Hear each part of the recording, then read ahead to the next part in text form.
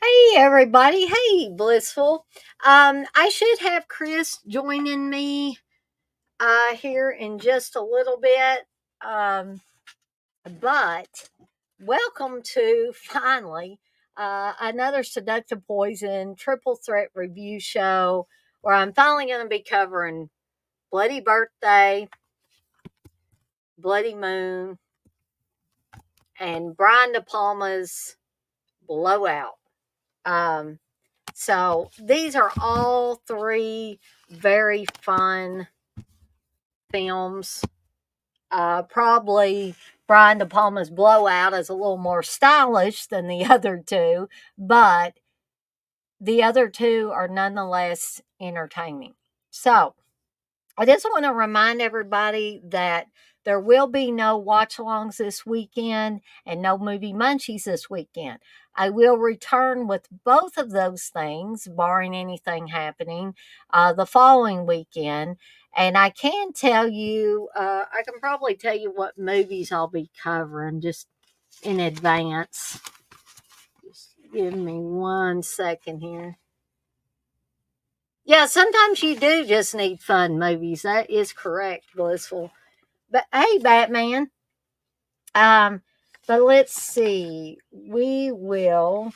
Well, if I can get my crap together here, I'm trying to find my other,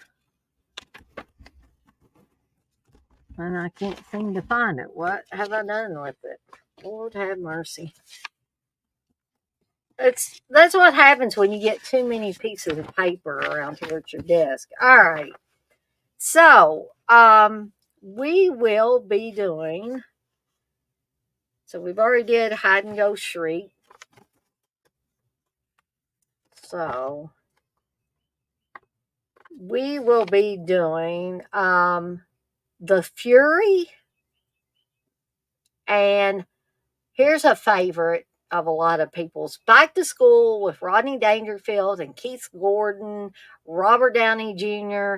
Yeah, that one's gonna be a lot of fun. So um, when I come back and do the watch alongs again this following weekend, those will be the ones that we'll be covering: the Fury and back to school. Yeah, that's well, too many squirrels and not enough ducks in a row. That's right. Um, and also, the movie Munchies for the next weekend will be Norma Bates' homemade cinnamon rolls. So you guys can look forward to that. I'm going to be adapting one of my mom's recipes that she used for cinnamon rolls. I think this was pretty much her own creation, and they were absolutely delicious. So, won't have to be worried about being poisoned, hopefully, but we're going to have some delicious cinnamon rolls. And they're easy enough that I think most anybody can make them too. Um, so, I'm going to go ahead and get started with the movies. And when Chris gets on here, we can back it up and let him talk about if I've already mentioned one of them. He wants to talk about speak of the devil. There he is. So now I'm going to go ahead and add Chris, and then we're going to get started talking about these movies. Hey, Hey, Chris. hey, Dana. Sorry I was a little bit late. It's okay. I had a little bit of business I had to take care of. It's really odd. It's a strange story. Hmm. Um, and so I'll go ahead. It's like this. Yesterday, after I got off work, I work in the back of our house from home, and it's my little office back there, and it has a window to the outside. So as I was getting off my shift yesterday, I stood up and I looked at my window and seen there's a trampoline in our backyard, and so there was and I seen a kid jumping up and down on this trampoline of ours, and I said, that's not my son. I was like, who is it? I don't know who that kid is, and so that kid just keeps jumping on trampoline and stuff, and I finally go out there, and he gets off the trampoline, and he starts walking up our hill to our driveway, and I said, "Hey, buddy, can I help you?" and he just kind of froze. He didn't say nothing. Yeah. And I was like, where's your parents at, buddy? And he just like turned around, like pointed like down the road, Mm. and he started walking that way. And I was like, okay. I was like, what the hell was that all about? And so a few minutes ago, I was, after because we just got done doing that recording for our show over on Death by Stereo podcast, which is the Video Dead series we're doing. Yep. So then I came into the kitchen, and there's a window to our backyard in our kitchen too, and I was just kind of getting myself something to drink, and here's that damn kid again. Oh gosh. I was sound like Brody from Mallrats Uh, because like we talk about that kid on the escalator again. Like, that's how I felt. Like I seen mhm. this kid out there again jumping on our trampoline, and this time he's like going and like looking around, make sure there's like nobody around. And Uh-huh. I'm like, what is this kid up to? I'm like, what is? I was like, what? And so I called Candace. Candace was on her way down to her mom's, and I said, come back here real quick. I said, I want to see what this. I said, this kid's out here again. I said, let's see what he's doing. Just come out here and just drive up. And I want to see what he does. Mhm. And so Candace pulls up on the side, and then as she's pulling up, I'm coming out, and then that kid realizes, like, uh-oh, I'm caught. So he like Yeah. jumps down and he pulls like a pair of these dark sunglasses and puts them on, and he's like looking around like he's blind or something, like Stevie Wonder, and he just like turns around and starts like he's waving at somebody. I'm like, and I look at Ken, I'm like, who the hell is he waving at? I Mm. said, hey, I think he's trying like he's pulling one over on us or something. But like so like he just started walking and back down the road as it where he came from yesterday. And I was like, uh okay. And I started talking to Ken. I was like, what we do about that? I Mhm. mean, because I said, I don't know who that kid is, I don't know who his parents is, I don't know where he lives. I mean, he could come on our property. He could end up getting hurt or something. And it might be, on me. I'm not sure how the laws work about that, but that just scares me, Dana, Mhm. because and then like as I was talking to Candace about it, here he came up like the side around there's this little building like right next to our house on the next lot over, and I seen him like peeking around it on the side, and then here he came. And he tried to come up behind a car, and apparently this is where he had left his scooter Ah. because he came over and he was like trying to like you could see his hand peeking out from behind that car like he was trying to grab that scooter without me seeing. And but he just gets up and he grabs it, he tries to get on, and he's like looking behind him as he's going that way, and I just waved at him. I mean, I don't know what else to do. And I'm like, okay, I said, we got to figure something out about this because, like, I'm afraid that kid's he's being too sneaky. I'm afraid he's up to something. Well, I'd be afraid that maybe he's scoping y'all's place out. Maybe he saw something that he Yeah. likes, I and he's gonna mean, bring his buddies, and they're gonna steal stuff. I mean, I know all he's doing, like, the past few days, has been jumping on that trampoline. But still, that just makes me feel uncomfortable. Mhm. You know what I mean? Yeah, it would make me feel uncomfortable. I know, and I was telling Candace about this. Uh, I think this was before me and Steve were married. I think we maybe were dating, but there were some kids that were actually coming up in the driveway of our house, and skateboarding. And Steve Mm-mm. had to tell them, he said, "Hey guys," he said, "if you're going to skateboard, you need to do it out on the sidewalk or something, not in my driveway." Because he was afraid these kids would try to do some kind of skateboard stunt and injure And get themselves. hurt. Yeah.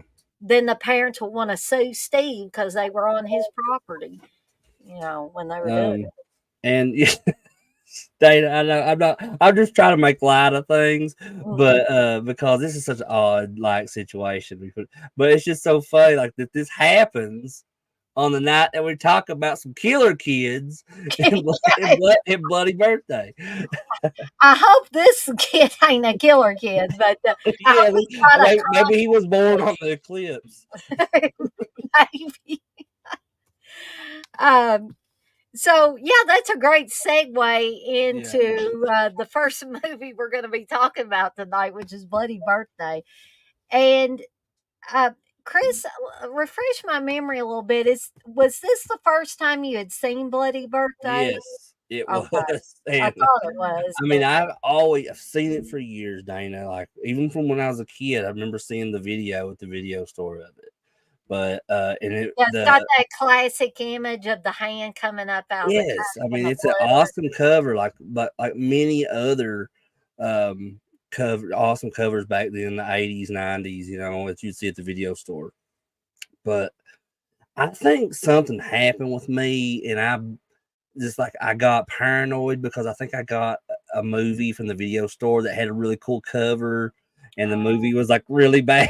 I think that got this side absolutely hurt of something. I think I was afraid to watch like stuff as a kid at the video store that I wasn't sure about anymore. But like I've seen this over the years, like on like different streaming sites. I've seen like DVD out places and stuff, and I'm like, maybe I should check out that movie one of these days. Yeah, And I'm glad I finally did. I think I waited too long because this movie is awesome. It's got to be up there of one of my favorite slashers now from the early '80s. yeah. So I loved it that much. Yeah. Yeah, this is one of my, Steve would call this like, he'd say, "Oh, you want to watch one of those shitty 80s slashers again?"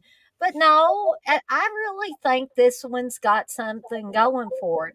It's It's, unique in yeah. that, I mean, it's similar to Village of the Damned. There's no doubt about that. See, that was my initial thought. Like when I first started watching I was like, this is a Village of the Damned vibe to it, Mm. and then, and in ways, you can still see it throughout. It is like Village of the Damned, but it's so unique in the way that why these kids Are doing what are doing this, and it's all because of an eclipse, which makes things a little more eerie because we just had or in certain Yeah, areas of the United States, we just had an eclipse. In fact, some places had a total eclipse. So uh, this movie starts out with three children being born, two boys and a girl, to different families.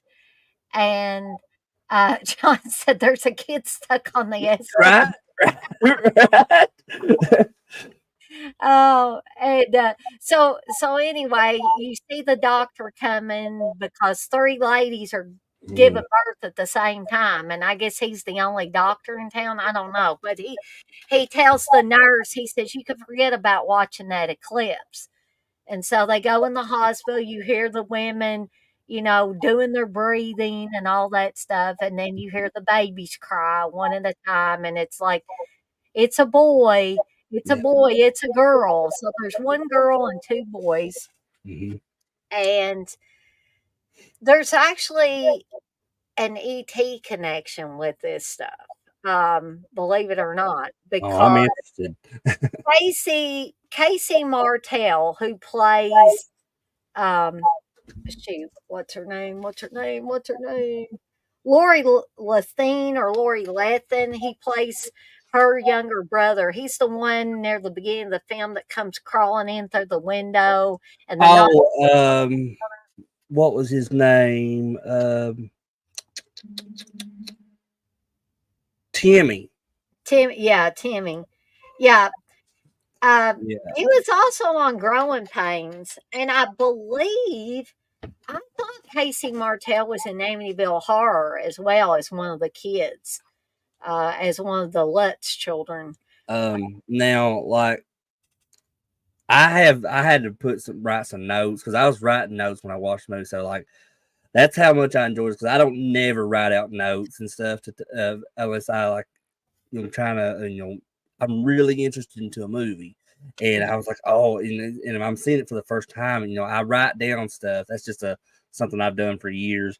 I write stuff down that I actually like that movie Right. in case for some reason my mind's not getting any better anymore, Dana. But for Mine's some not either. reason, my mind I forget something that I can go back and read. I'm like, oh yeah, I forgot about that. Which I know it'd be easier probably just to watch the movie again. But it's just a little OCD I think thing that I have. But I love doing that, and and especially I loved writing stuff now about this movie. Mm, Um, so like when it after the kids are born, they it fast forwards like 10 years to 1980, yeah. and the first thing you see when it gets to 1980 is a scene reminiscent from Phantasm, and it's these two Yes. this boy and this girl, and they're in the graveyard, and they're trying to have sex. So, and then you know what happens next, and when you don't see who the killer is, but he attacks and kills both of them, and you can take it from there, Dana. Well, a jump rope is used to essentially strangle the Y- girl, Yep, and the boy gets repeatedly beaten the head and the face with a shovel. yep. So when we find out who the killer or killers are, um, it really doesn't seem logical they'd be able to have enough force. And I'm going to tell you, it's those three kids born during the eclipse because they were born during an eclipse, and it's said later in the film by Lori Letson's character, Hmm. who says that there's something weird about Debbie, the girl in this group. Yep. There's something weird about Debbie's chart. She's doing her astrological chart. She says it's weird because of the eclipse, Saturn was being blocked. And she says Saturn controls your emotions and how you treat people. Yeah, yeah, So, that's later in the film when she's describing that, and I love it because she has the little planetary thing yeah, that she's like to use, and I don't mean to like change the subject real quick, but I just seen that Uncle Bill says, "Wait a minute, why didn't no one tell me about this?" I think he's wanting to join us, Dana. um, Uncle Bill, if you want to join us, you're welcome to. I was glancing down at the same time. I was thinking he wants to join us. Uh, Oh, I can feel it in my bones. He wants on here bad. Uncle Bill ain't been on here in a while either, or a little while. He was on that one show that everybody just went ballistic over because me and Oh, him was the going back Shining miniseries versus the Shining the movie. Yeah, that that's probably. classic. You're raring to go. All right, Uncle Bill, let me put the invite in the chat because good old Uncle Bill don't have a Facebook. I like to razz him about that all the time because he got rid of his Facebook. So Oh, there you go, Uncle Bill. Um, so we can go ahead and talk a little bit more about it. And when Uncle Bill gets on here, we can, back it up a little bit. But yeah. But right after that scene, with the graveyard scene, it shows like Timmy is coming in there, sneaking through the window, and Joyce catch. He's like, "Hey, where have you been?" and stuff, mm, and then I think like they just kind of go back and forth there, and then it cuts to the next day, and then they're at school, and then there's three kids in the class that reveals to the teacher after they're dismissed that it's their birthday. mm-hmm, And those kids' names are Curtis, Debbie, and Steven. mm-hmm. And I tell you, when you first look at these kids, you look like they're like that your average looking kids. There's nothing like weird about them or anything where people are pointing like, "Oh yeah, those kids are They killers." seem a little bratty, but not dangerous. Yeah, yeah. Especially Curtis is the worst, and we'll talk about that more. But yeah, Curtis is like the meanest little son of a bitch ever in Yes. these kind of movies. And Um, he's played by Billy Jacoby. yeah, And Batman says he didn't recognize Billy Jacoby in here. Now, Billy Jacoby looks on here like he did on Hospital Massacre with Barbie Benton. He's in the beginning of that. And also, the girl that plays Debbie is also in Hospital Massacre at the is beginning. Hospital Massacre the same movie as X Ray? Yeah, that's the one. Okay, Yeah. yeah. I need to cover that one at some point, maybe on if I don't do it on one of these, I'll do it on a Terror Time tea or something and talk about it. Uh, hey, Mayor. Mayor says, I was telling Chris that when I saw some photos, I hadn't seen, I had seen Bloody Birthday, but it's been a couple of years. Hey, Yeah. X-Ray, I ain't seen you in a while. That's ironic.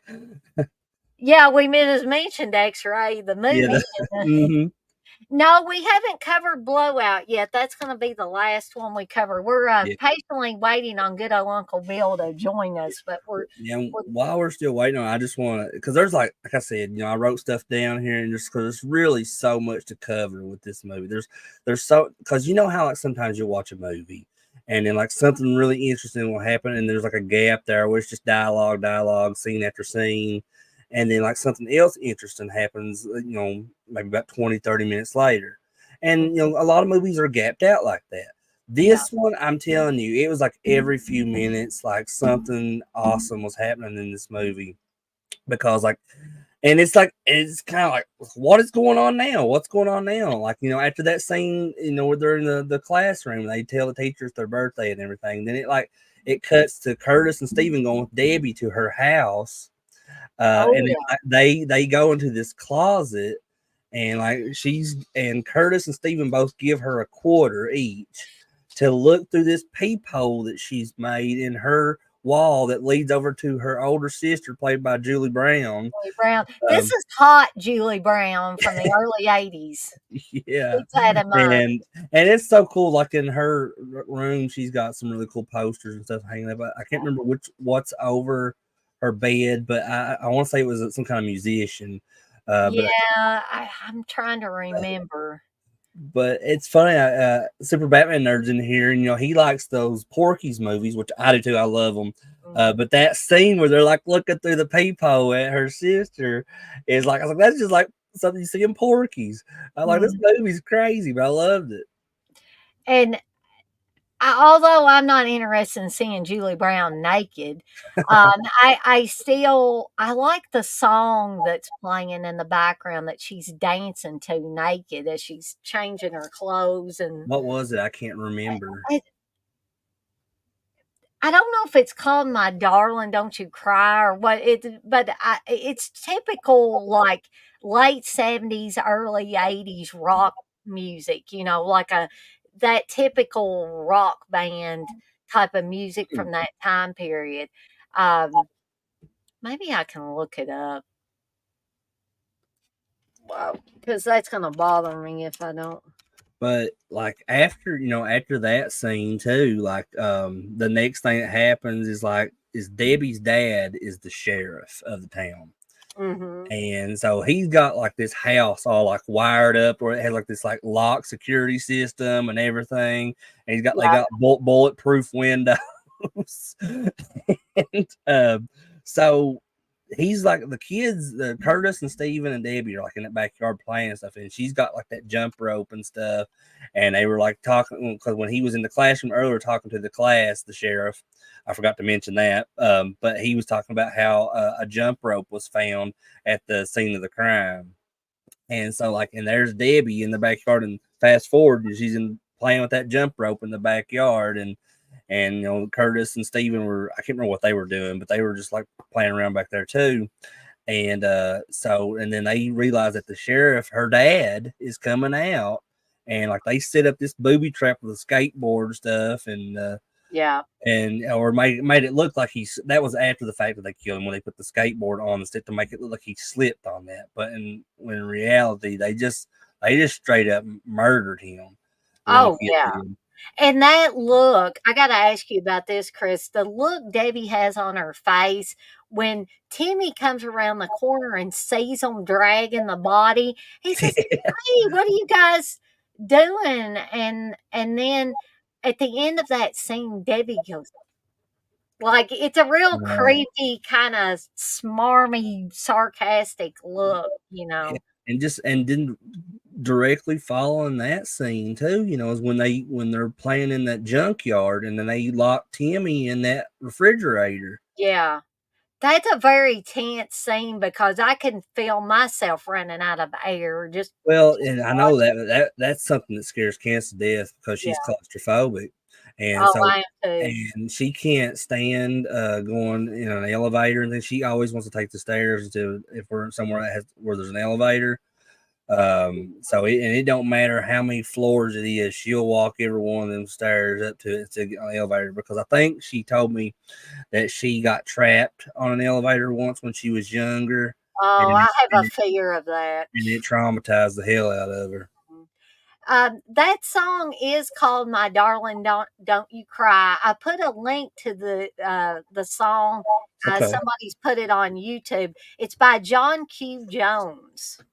John Q. Jones. Uh, it says it's never been released on any sort of soundtrack or bootleg, and John Q. Jones has never surfaced anywhere.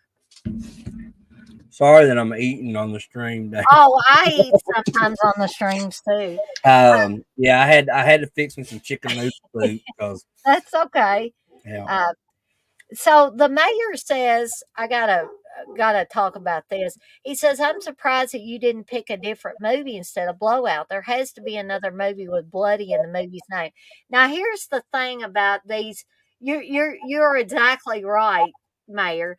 But what I'm doing with these is I'm just randomly like I'm going over here. They're in alphabetical order. yeah. I But knew that's I'm what you were just doing. randomly picking the next three in that alphabetical I order knew it. I knew it of because the stuff I I own. was going back and I was looking at your seductive poison episodes and I was noticing a pattern. I was like, Yeah, wait a minute, all these are in alphabetical order.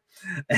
I'm like, I wonder what kind of like list she's going by. But then I thought about that. I was like, oh, maybe she's just got like some DVDs or Blu-rays or something, and she's just going in alphabetical order from her shelf. Yeah, I'm literally going back to the Blu-ray and the 4K shelf and just pulling the Yeah, next 3 I knew it. volumes And I was like, off. that has to, I said, because that sounds like something I would do. I mean, I'm not guys and gals, I'm not smart enough to come up with some kind of a really complicated way to pick these movies. Yeah. You Yeah. know, I'll have a theme sometimes, like tomorrow when Candace and I do the Friday Foolish, we're Mhm. gonna be talking about I can't talk, cheesy 80s horror movies. So that's gonna be fun. But I don't always have a theme. Sometimes I just, like I said, I just pick 3 movies off of my movie shelf and I talk about them. But it's funny that Mayor brought that up because I thought, I wonder how many people are going to figure out that I'm just taking 'em alphabetical order off my shelf. Yeah, I had because I told Candace that same thing I just said to you. I think Dana's watching all her seductive poison shows like from like her movies or something in alphabetical order, and Candace said the same thing. Like I Yeah. said, she's to me, she said that sounds like something you would do, and I said, yeah, I know that's because like I don't know, I just have a thing, but I like doing it like that. Hey, Candace. Candace says, "Hey guys, sorry I'm late. Had to take care of something. LOL. That's okay. Yeah, I've already informed everybody what we had to take care of in our backyard. Oh man. And I'm sorry, my dog. One of my dogs is barking out there. I probably have to get up here in a little bit and get him back in. But Did um, you notice in this movie, Dana, that like it's like towards the beginning, like around the part where we were talking about last about the them killing the sheriff and stuff. There's like a scene somewhere around that part in the movie where the character Joyce, the main girl in the show or the movie, she calls her mom and dad and mhm. she's talking to her dad on the phone, and then like you hear his voice. Did her dad's voice remind you of like Buffalo Bill from Silence of the Lambs? Kind of, yeah. Like hello, Joyce, or something like that, like a really deep voice. It sounded like something winding down, like batteries running down. Yeah, that's exactly what it sounded like. Oh man. I don't know where Uncle Bill went. He disappeared. I think he got cold feet. He's a coward. Right. Either that or he had some family business he had to take care of. Yeah, probably more likely that's because I understand that completely. Trust his me. kiddos or one of their dogs, or because they've got 2 dogs now. Uh, Yeah. they did just have Princess Puffins, or Juliet, I think's her real name. I thought he And had more dogs than that. Maybe I'm just he missing. he may. I know they pop up in his videos sometimes in the background. Juliet does a lot. She loves Uncle Bill. She's always coming and wanting to sit with him or something. But Romeo, I think, is the other one they got, Mm.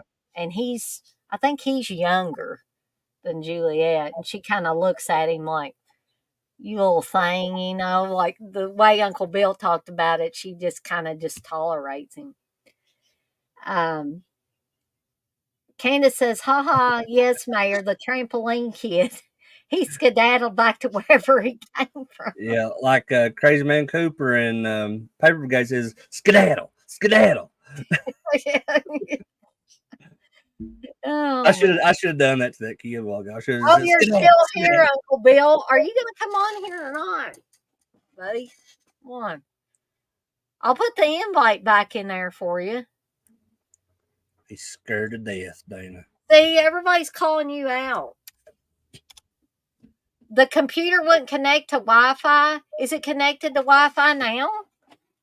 Ours was doing that earlier, actually, because Candace hollered at me and said, "Chris, is there something wrong with the internet?" And I was like, "I don't think so." Well, there he is. We're gonna have to haze him or something, Yeah. for being late. But I'm gonna go ahead and add him. You Hey, Uncle shut up, Bill. Dana. You shut your mouth on me. I'm on here as quick as I can.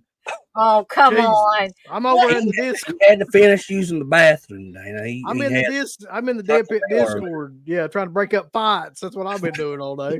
Are you seriously? There's been fights on Discord about what? Look, for about like a day, it turned back into Dead Pit's message board circa 2010. So I don't know what was going on, but Damn, there's What with like Lord. Dr. I Blood? don't reckon. That was a bad time. let me tell you something. It was Dr. Blood all over again. Oh, But we're geez. through that period now, thank God. I think That's something I never did fool with is Discord. I mean, I tried it there for a little bit, but I couldn't get into it, man. I'm about to turn it the fuck off. This shit keeps Good just to gracious. be done with it. God, it ain't even worth it now. Well, Anyway, y'all talked about Bloody Birthday already, right? yeah, we're still talking about We're it. still talking about it. You got anything to add? It blew my mind. I got one question and one question alone. Did y'all notice who was in the classroom scene sitting off to the left when the sheriff was talking about, like if anybody seen this jump rope or anything? I caught her for like a split second. I was like, there's no way, but it's 100% her because she still looks exactly the same. Little Who's kid, that? fucking Shawnee Smith is one of the little girls.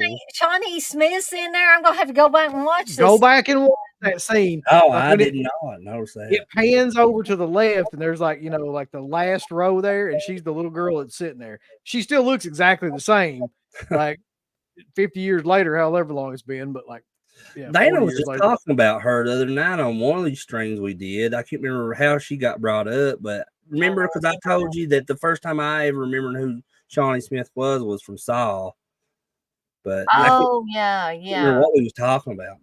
Well, because I was talking about summer school, because she's in summer school and Oh she's in yeah, the that's Blob remake, and yeah, that's right. Because I remember because I said I couldn't remember her from the Blob remake, but then I was like, wait a minute, that's right. She is. She's like the and main girl in that. Yeah. she was in that I Saw What You Did remake uh, with Robert Carradine's acting like a crazy ass in it. Have y'all seen that? Yeah, I think so. Maybe I'm Candace not sure. Cameron's in it, playing the younger sister. Oh no, I've not seen it because I remember you talking about that with Candace Cameron. And I was like, Candace Cameron's in a horror movie. That was Yeah. before she got religion or whatever. I don't know. She can't make those movies no more. Can't do it. The other thing is that Julie Brown, who I hadn't seen since like MTV. Let me tell you something. I'm gonna tell you something This right was now. hot, Julie Brown. That's what I'm I gonna was. tell you. I had it never in my mind before this movie had I envisioned Julie Brown as like a sex symbol or anything like that. But let me tell you something, buddy. That's tough to beat. Those scenes. That's tough to beat. The only thing that I ever knew her from, as far as film wise, before I saw this movie, because I just saw this movie for the first time the other day, but was Earth Girls Are Easy was the first thing I ever seen her in, and I loved her in that, because that was really my introduction to her, because me and Candace, I had not watched Earth Girls Are Easy until I got Candace back in like 2010, and that's one of her favorite movies. I love that. And then like, so Candace gave me just like a whole education on who Julie Brown was after we watched that movie. She was a stand-up comedian, wasn't she? Because that's how I kind of like remembered her. And then like I think, did she ever do anything? There's downtown Julie Brown, and then there's Julie Brown, but they're like two completely different people. Exactly. Yeah. See that. I didn't know who either one of them was, and then that's we did that Blood Diner watch along with TJ. Remember, Dana? And I was referring to Julie Brown from like this and Earth Girls Are Easy, but I was calling her downtown Julie Brown. Yeah. He's like TJ said they're like a different race, man. What are you talking about? Yeah, it's a completely different person. I was like, that's the same person. But Julie Brown, does anybody remember Julie Brown from Clueless? She was the gym teacher, Miss Stoger. Yeah. I've not seen it, but just like that was the not hot Julie Brown. I'm not trying to talk bad of her, but I mean, I never thought she was hot until this movie. And I was like, you saw her on that. Yeah, so I don't know, but this movie's amazing, by the way. Like I'd been a long time since I saw it. I went back and watched it, I think the other day in preparation to do this, because I thought I was going to get to do it. And like, it's one of the best Killer Kid movies, really. Like, especially the modern Killer Kid movies. Just because, like, so you got Debbie, who's like the creepy little girl seed type girl. Yeah. And I didn't realize this either, but she's the little girl in Blues Brothers that John Belushi's like, how much for the child? I want to buy the child. You remember that scene? She's that little kid. Yeah, oh man, I love Blues Brothers. Yeah. So yeah, for sure. I didn't realize that was her. That's crazy. Yeah, it's her. That's right. The little girl. How much for the little girl? And then he turns back around or whatever. Yeah, and she's awesome in it. And then there's the one dude, and I couldn't place who he was. Like the one kid, I know he's been in like other stuff as like a teen. You're talking about Billy Jacoby? The one that plays Curtis. Yeah, the one that plays Curtis. So what was he in? Because I'm like completely blanking. Well, he was in Cujo, and I think he was in just one of the guys with Joyce Heiser. That's it. Yeah, that's you know who I thought he was when I first seen him. And I looked, I said, "Well, no, this movie came out way before the movie I was thinking of." He looks like that kid that's in Halloween 5. Like he does, yeah. Billy or whatever his name is. Yep. We won't get into that character, but Billy Jacoby and the girl that plays Debbie were both in Hospital Massacre or X-Ray. That movie with Barbie Benton. Barbie Benton, yeah, that was okay. But this movie's great for like a whole bunch of different reasons. I don't know how much of you've talked about it, but like from the very beginning, like opening scene where like somebody gets choked to death with a jump rope, which is highly improbable for a little kid choke. Well, it was highly improbable. It was highly improbable that they'd be able to beat that guy to death with the shovel, too. Well, I could see that more than like maybe they was pulling the little rascals. They was sitting on each other's shoulders. So they could be like a full-grown adult. Yeah. Hey, I gotta ask this: do y'all realize that this also has a graduation day connection? Graduation day connection. Mm-hmm. What would that be? Okay, the girl that plays Annie, the one that's trying to have sex with her boyfriend in the graveyard at the beginning. Mm-hmm. Yeah. That girl was the original girl that Linnea Quigley ended up taking the place of on the track team on graduation day. And here's why. Because she wouldn't show her breasts. But does she show her tits in that? Yeah, she does. It doesn't make Okay. sense. She was like, well, shit, I gotta get some rolls. That's funny you bring that up, Dana, because today's actually like the 43rd anniversary of graduation day. Mm-hmm. That's a hell of a movie too. I love the sheriff in this movie too. I love the fact that he just comes into a classroom. He's like, "How many of you kids know about What murder?" murder is. I'm like, "What? What murder Who is? said that?" And then, like his daughter, which is Debbie, one of the kids in this, and main kids, she stands up and tries to answer him. And he's like, "No, Debbie." Yeah, not like on TV, Debbie, you When dumbass. That's when she decided to kill him. That's That right there was Yeah, it's like, listen, you don't embarrass me like that, Dad. I'll freaking kill you. Here's what's even better though about these kids. They're not only murderers, but they're also like little juvenile delinquents. Like they've got a peephole drilled and they're charging the kids like Telling 25 you, cents to like this look at movie's Julie wild. Brown bounce around. It's like, and they keep trying to kill that one kid, and that dumbass little kid keeps going back around them. Are Like, you talking about Timmy, the Joyce's little brother? yeah, yeah. And Because they lock him in a damn refrigerator in a junkyard and everything. they try to throw him off the top of a tree house. It's like everything in the world they try to do this kid, and he keeps like he's the most unself-aware kid of all times. Like what's going on around him. He's just an innocent kid. They're the devious devil children. I Listen, guess the first time I don't give a shit if I was 5 years old. First time somebody locked me in a refrigerator, I'd never go back around. Yeah, be done. I was the same way, man. Because I'd try to make friends when I was a kid and stuff, and I'd end up picking the wrong people to try to be friends with because they would just be mean to me. And then like after that, I was just like, I ain't fooling with them no more, man. Yeah. I mean that's common sense. I just guess Timmy's like half a brain, like still vicious or something. Timmy wasn't really like I don't know. He didn't have street sense. I don't think. Well, Street he was knowledge. on. He was on. I was telling Chris that he was on ET. He was one of the kids on ET. Casey I Martellus, didn't even realize that. and he was also. I believe he was on Amityville Horror. I think he was one of the Lutz kids on that. So I think So- you're right, Dana. He does look like that boy that's in Amityville Horror. I'm pretty So- sure it's him. Yeah. So But, by the way, like just as a side note to the sheriff getting his head bashed in with a baseball bat and everything. Then they get guns.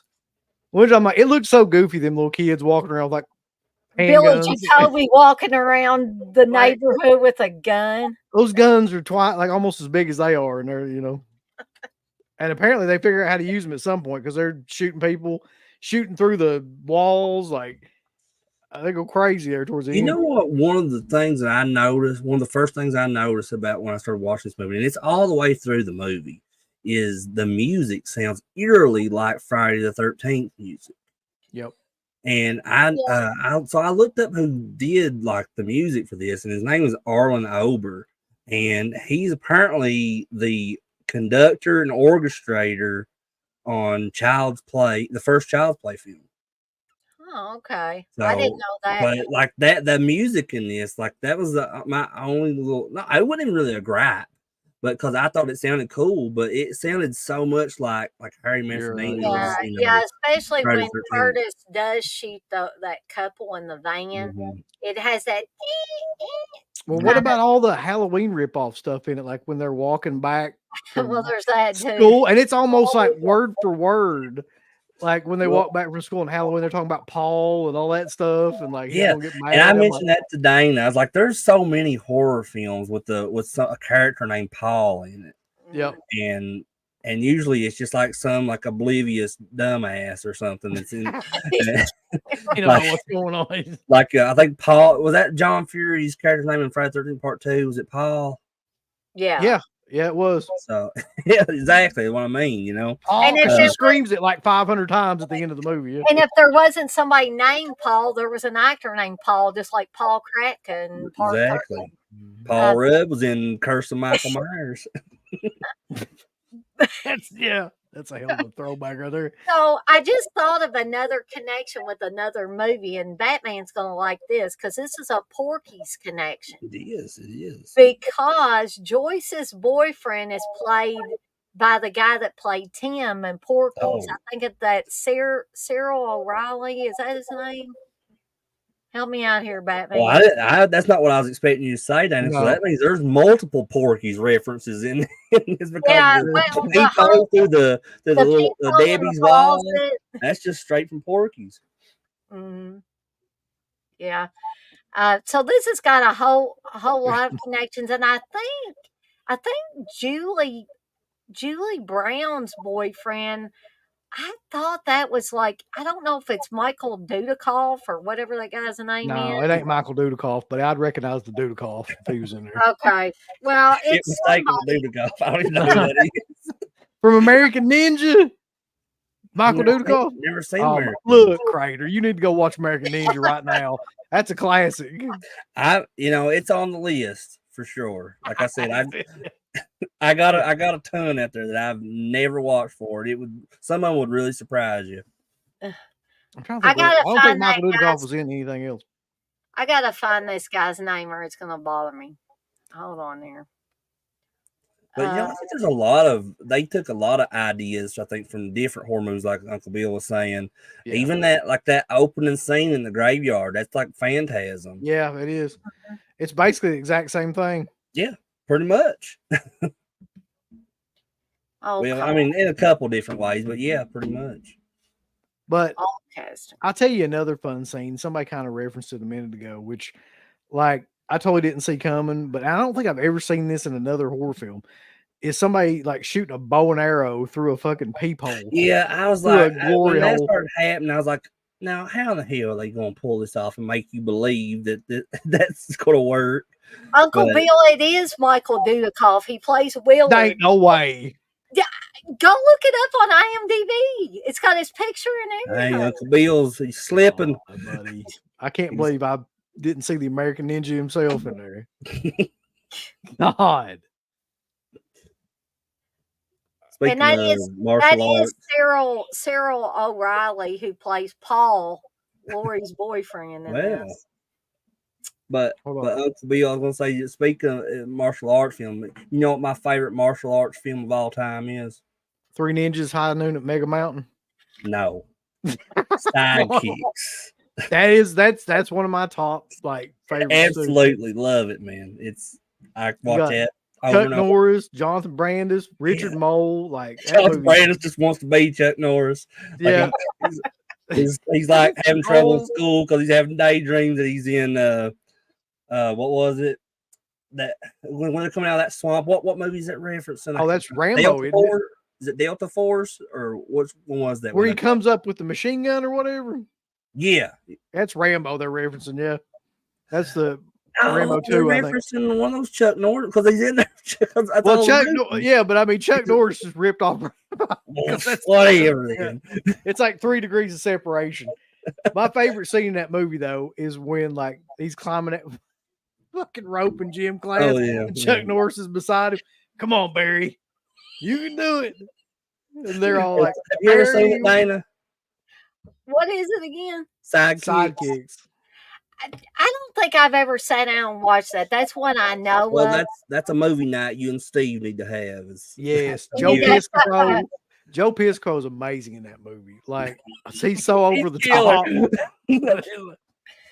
Oh, sorry, we got off the beaten path there. Well, I got to answer Radhammer. He said, did Steve buy the Blu-ray release of Red to Kill from Error 4444? No, he did not. And for the love of God, I hope he doesn't. He's 100% going to. Is that a real name of a company? Error 4444? I've never heard of that company, but wow, I never heard of that one. It's an Asian releasing company only, so not a lot of people know about it or care. Okay. I don't think anybody on the planet needs to see Red to Kill. Or on any other planet needs to see. Steve's going to get it in beautifully new, 2K restoration, so he can watch all the grape scenes. We got to be careful with that. Yeah. So, we've talked a lot about Bloody Birthday. I hope we can talk a lot about these other two as well. I'm just going to tell you right now. I got some stuff to say about Bloody Moon for sure.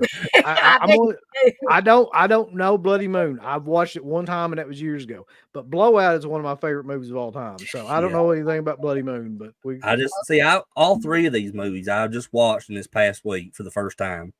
And that's a hell of a yeah, once we watch Blowout, I mean, once we get to talk about Blowout, man, that me and Cass watched it together, and we both loved it. That's probably my second favorite Brian De Palma film now. But Yeah, yeah, it's amazing. It is. So do we want to, I guess, give our rating here? I'm going to, I Dane's guess, gonna give it 5. I'll go ahead and tell you right now. It's no, I'm shocking. not, Spoiler. no, I'm not going to give it a 5. I'm going to, well, I am, so spoiler. As well you should. but I am going to give it a 4. We're in agreement today, Dana. Are we? That's Yeah. surprising. It's one Yeah, I give it national. a 5, 100% though, because like I said, it's the first time I watched this movie, but it's already in one of my favorite early '80s slashers movies now. And probably my favorite Killer Kids movie now. My favorite was Village of the Damned, John Carpenter's Village of the Damned. Yeah. Right. But now it's probably this. All right. So you're at a 4 too, Uncle Bill? I got to because I got to give Blowout a 5. So it's Well, like yeah. I'll go ahead and tell you that right now. So if I'm But measuring nobody like, says you can't get multiple films on here a 5. but I if I'm do. looking at it objectively and I'm looking at Blowout and Bloody Birthday, I love Bloody Birthday. I got to go 4 for that and then save the 5 for Blowout. Okay. I mean, that ain't gonna be no shocker to anybody. Yeah, and I think it's good how we didn't really we talked a lot about the movie, but we didn't really give the whole thing away because I highly recommend this movie if you've never seen this before. It's on Tubi for free, so there's nothing you got to pay for or anything. Yeah. It's the Arrow version on Tubi too, because But Yeah, that's the watch this version I got. movie for sure. It's so good. I loved it. Yeah, Ready to Kill is effed up, Red Hammer. have you seen that, Dana? I've never even seen it. I've just heard Steve talk I've about it. just seen parts of it, and that's all I need to see of that. I don't need to sit down and watch that movie. And you know, I've watched some pretty crazy stuff, but that stuff just goes way too far out there for That's me. Steve's. Yeah, I like Steve those top types 10. of. Is it like a martial arts movie or something? No, no. It's like it's like a category 3 film. Yeah. That's about like I don't even. It's about it. I'll just try to say this as like PC as I can. It's about a guy who every time he sees red, it makes him want to grape, and so he goes through the movie graping everybody that's in red. And this is the movie that got y'all in trouble because Steve showed it on Yep. what do you do on Twitter or what? I don't remember where it was, but it got us banned from something. Like Steve's ass. Yeah, that's he ought to know better than to show that. That brief description that you gave of it, I'm all right. Nah, that ain't for me. I didn't think it would be your kind of movie. It's there's only a certain segment of the population that likes that kind of stuff, and my husband's in that population. Yeah, when Steve just told me the plot of it, I was like, I think I'll be good. And do you believe he makes fun of the movies that I like, and he wants to watch something like that? Buddy, Steve watches the funniest shit in the world. Like Steve shouldn't talk about anybody. I have to look over here and see the freaking infernal rapist on Rapist, Dana, rapist. Oh yeah. Grapist, sorry. Don't want to get banging. But yeah. Dana, does Steve like that movie Jackie Chan's in called Wheels on Meals or something like that? He's got it. He owns it. Yeah, I think he likes it. I was going through my Gremlins collection the other day, and I got to the posters, and I pulled out this poster. I didn't even realize I had it, but it's like a folded, like a promotional poster of the first Gremlins movie. And it's got like some Chinese writing on the bottom. And I was like, I didn't even realize I had this. Well, I unfolded it, flipped it over, and on the other side is not like a blank. It's a different poster, and it's Wheels on Meals on the back of that Gremlins poster. And I was like, what in the world? And then for some reason, when I saw that, I don't even know Steve liked that movie.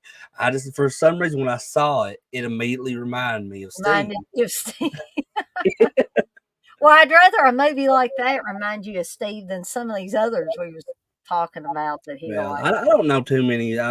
Me and Steve has had conversations before in the past about like Enter the Dragon and stuff, and I know he's in those type of films. Yeah, those are fine, I but think this he, other stuff. yeah, I think Steve he, takes it one step beyond. Like he's like, I mean, I think we can all agree that like Way of the Dragon and Enter the Dragon, all that stuff's killer. But when it gets to like, you know, Graped by an Angel and stuff like that, Steve, I'm serious. Like, and then there was another one too. Oh, Grape Man. There's actually one called that. so yeah, I'm when not we in get to it. that, when we get to that point, that's when Steve is just like on his own. I Yeah, won't be having any movie nights with Steve anytime. you don't want to. Like, he makes fun of all this stuff I watch. He said, "You watch the same old shit all the time, Dana." And then he wants to watch something like that. It's like, I don't get it. Mayor said it was on Twitch that Steve got into Yeah, that's what trouble. I was thinking. Remember Wes telling me about that or something. Hey, Yeah. 19 Gardens. He says Jackie Chan is always a fun watch. I feel bad for talking about Steve this much. We spent 10 minutes just like ragging on Steve's taste in grape.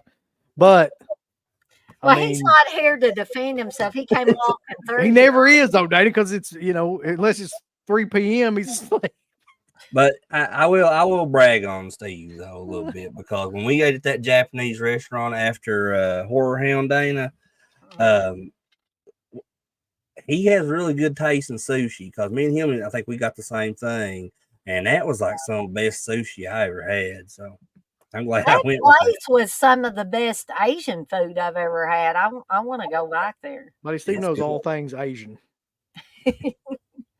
He just kind of we got lucky though. He just kind of was picking places around. Yeah, because you said y'all hadn't eaten there before, had you?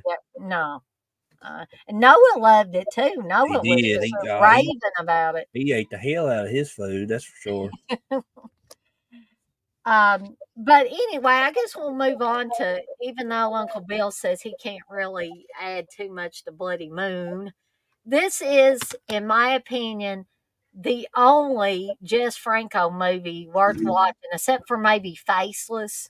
I think Franco did Faceless. See, This was I my kind of first Jess Franco movie, so it was a wild introduction to his films. Well, this one is great because it's a slasher movie pretty much, and it's got great kills in it. But Yeah. then what else it's got is like just the most outrageous stuff ever, like the girl Inga, where she Oh, where calls she's that like one lying guy to her, that like she's that yeah. that phony Spanish lover. I can't do it like she does, but she wants her friends to think she's having dirty sex with this Yeah, guy. she wants her friends to know that she's a whore. And and she's like there's that scene where like she's acting like she's having sex with some guy, but she's just jumping up and down on the bed and making all kinds of She's sounds. ripping fabric up Yeah. and stuff like And that. her friends are like listening outside, and then that they finally find the window, they open it up and they see what she's really doing. They're I'm like, laughing God, at her. And, yeah, like, she what gets the so hell? mad. But she has one of the greatest deaths in this movie. I'm going to give it away, but it happens. What would you call that place, Chris? A sawmill? Yeah, that's a sawmill for Yeah. sure, and like maybe mixed with something else. I don't know, but that part where her death happens is in a sawmill, and it's I don't know. I say there's two deaths in this movie that I think are tied for me. There's another one with the little kid. Do you know what I'm talking about? Right after Oh, that, yeah. that's crazy. Where he gets run over. The killer runs over him. Yeah, rips him in half. like there's a little kid that gets run over in this movie. I'm serious. Dude, there's a real snake in this and they really cut its friggin' head off. Yeah, that's bad. And I was like, Yeah, they don't dang. care. I said, I know I had never watched any Jess Franco movies before, but damn. They really killed the snake in the original Friday the 13th too. They Oh, cut did that they? I snake didn't know out. that. Yeah. I hate Jess Franco's movies though. Like I've never seen any of them that I like. I've tried to watch them and just I can't even. I tried to watch other stuff, but it was just basically his other stuff for me was like a bunch of people having an orgy and like black mass type of stuff, and I'm just not. Like I'm not interested in there's those. a lot of stuff in this one though, like all that stuff that we just talked about. Plus, I mean, and there's something in it that it's no twist or anything to the movie.